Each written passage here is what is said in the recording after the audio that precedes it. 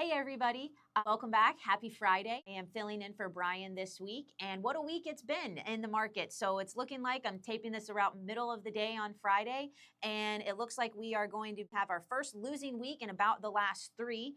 And a lot of this has hinged on some of the whipsaw markets that we've seen with AI stocks. I know that IBM, or AI and tech, I should say, IBM took a big hit earlier this week. And what we're really starting to see in markets is a lot of these ratios, price to earnings, revenues, and projections. A lot of money and capital expenditure has gone into AI. And the big question mark that's causing a lot of this volatility is people are wondering if those big expenses are going to correlate into the revenue and profit that was expected.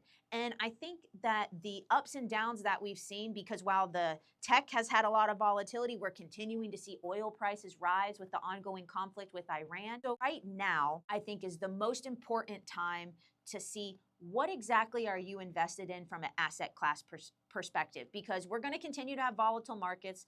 Everything's going to continue to be high charged because tech has caused a lot of headlines, and we have social media, which magnifies all of these headlines, which then magnifies stock market movement. And we're seeing a lot of up and down. And in general, most of it has gone up. But I think it's really important for people to realize that the disciplined, diversified investor is going to be the one that's most rewarded as we enter some, maybe let's call it some periods of uncertainty, as we start to see, okay, now how much is AI actually going to return to all these companies that have invested? And it bears repeating. We've mentioned this a couple times before, but Ray Dalio says that 8 to 12 non-correlated investments in your portfolio reduces your downside exposure by 80%. So do you have insurance? Do you have value stocks? Do you have growth stocks? Do you have energy? Do you have real estate, residential, commercial, personal?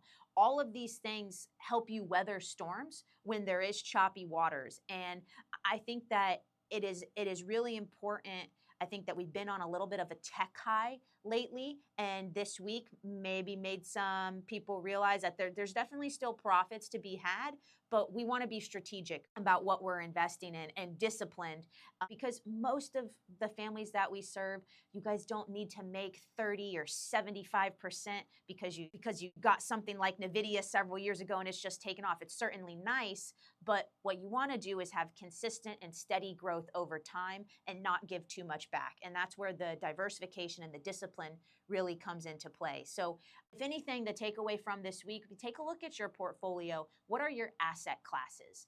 Do you have some sectors in energy? Do you have some real estate? Do you have both sides of the stock market in terms of those dividend paying stocks and more of the growth stocks? And if you want us to take a look and say, hey, do I need to maybe diversify into other asset classes? Do I need to take some chips off the table?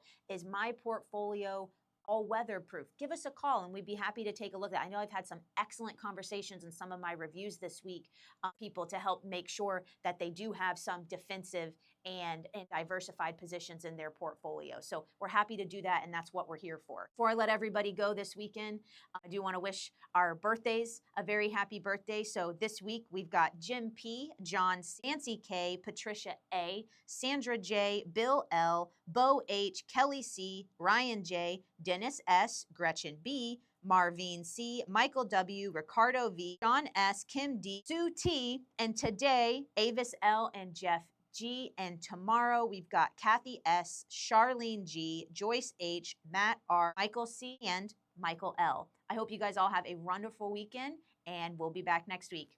Bye.